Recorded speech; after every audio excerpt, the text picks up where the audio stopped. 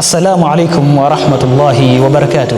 يقول حسن بن علي بن أبي طالب, anatueleza Hasan mtoto Ali mtoto wa Abi Talib ya kwamba halakul mar'i fi thalathin, kwamba maangamio na mateketeo ya mtu yanapatikana katika mambo matatu.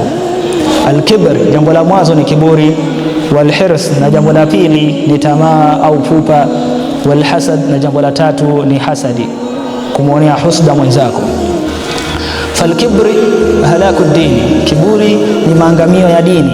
Bihi lu'ina Iblis, kupitia kiburi alilaaniwa Iblis, pale ambapo Allah subhanahu wa ta'ala aliwaambia malaika usjudu li adama fasajadu illa Iblis, pale ambapo Allah subhanahu wa ta'ala aliwaeleza malaika kwamba msujudieni Adam, wakasujudu wote isipokuwa Iblis. Kwa kupitia kiburi kile ambacho alikidhihirisha pale mbele ya Allah subhanahu wa ta'ala, ndio kikapelekea mpaka yeye akaweza kulaaniwa.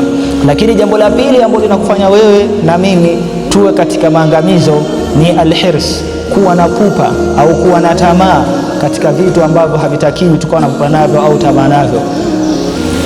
Wa hadha alhirs aduu nafsi, na hii hirs au pupa ni adui wa nafsi.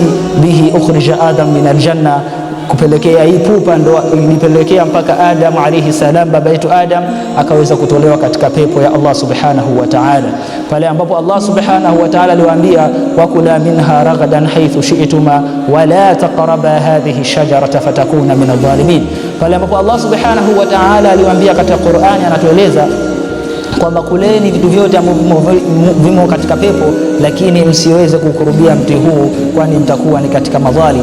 Lakini kupitia pupa na jinsi ambavyo sheitani alikuwa ameshawashawishi, ikapelekea mpaka wakaweza kutumia au kuvuka mipaka ya Allah subhanahu wa ta'ala.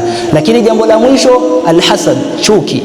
Wabihi hadha alhasad, hii chuki huwa raidu asui, ndiyo jambo baya kubwa kuliko ni yote. Bihi qatala Qabilu Habil, kupitia chuki hii au hasadi, kuoneana husda, ndio imepelekea mpaka Qabil akaweza kumua Habil. Kwa hiyo ndugu zangu Waislamu, mambo haya matatu ni mambo ambayo ikiwa mimi na wewe tutashikamana nayo, tutajisifisha nayo, basi yatapelekea wewe maisha yako na mimi maisha yangu kuweza kuwa katika muonekano ambao Allah subhanahu wa ta'ala hautaki, lakini vile vile tutakuwa tumeingia katika maangamio.